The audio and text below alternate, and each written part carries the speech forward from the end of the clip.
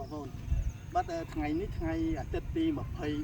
23ខែសីហាឆ្នាំ2026បាទឥឡូវនេះខ្ញុំបានកំពុងតែអង្គុយនៅលើផ្លូ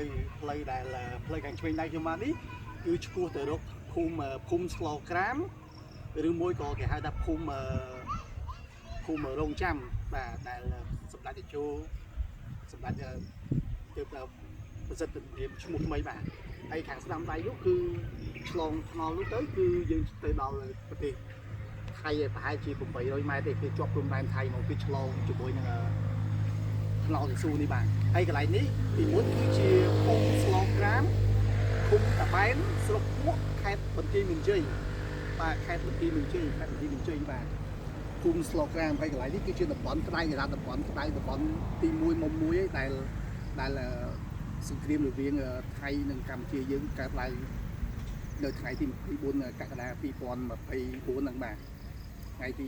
24បាទសុំទៅ24កក្កដា2024បាទអញ្ចឹងឥឡូវនេះគឺពេលភ្លៀងនេះផ្លូវរៀងពិបាកតិចបងប្អូនបាទរៀងពិបាកតិចបាទមើលឃើញខ្ញុំស្រាប់ខ្ញុំជិះម៉ូតូទៅឡើងនេះអស់បាទឡើងប្រឡាក់សម្រួលហើយពី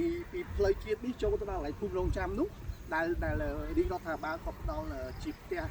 ជូនដល់បងប្អូនជនជាតិសឹកនោះគឺប្រហែលជា10គីឡូជាងប្រហែលជា14គីឡូបាទពីផ្លូវជាតិយើងទៅបាទអញ្ចឹងសូមអរគុណបងប្អូនបាទ